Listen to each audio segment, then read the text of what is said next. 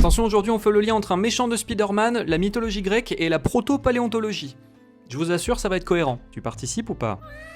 Fais voir ton cul, voilà. L'un des épisodes les plus connus de la mythologie grecque est l'épisode dit de la titanomachie, c'est-à-dire la guerre qui aurait eu lieu entre les titans, des géants primordiaux, et leurs enfants, les dieux grecs, c'est-à-dire Zeus, Hadès, etc. Imaginez être en Grèce antique. Vous vivez dans la région de Nichoria, réputée comme étant la région où aurait eu lieu la plus grande bataille entre les titans et les dieux grecs. Vous vivez votre petite vie de grec ancien, tranquille, et vous tombez sur un os géant.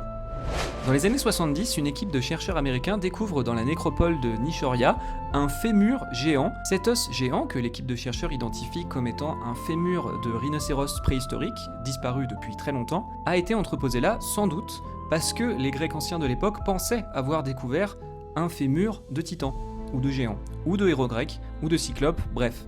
Une preuve que leur mythe était bien réel. L'histoire de l'os de Nichoria et de son exposition dans la nécropole à une époque si ancienne de l'histoire serait l'une des plus anciennes traces de proto-paléontologie qu'on ait en Occident. C'est aussi l'un des épisodes qui étaye l'idée que l'origine des mythes anciens aurait été alimentée par la découverte d'anciens ossements ou de fossiles. L'os de Nichoria n'est pas le seul exemple de cette théorie sur l'origine des mythes. On pourrait parler de l'origine des dragons chinois, du kraken des Scandinaves ou encore des cyclopes. Dites-moi si ça vous intéresse en commentaire. Ah oui, alors pourquoi j'ai parlé de Spider-Man ? Parce qu'en fait, du coup, Rhino dans Spider-Man est finalement plus proche de ce qu'était réellement le fémur de Nichoria que les géants antiques.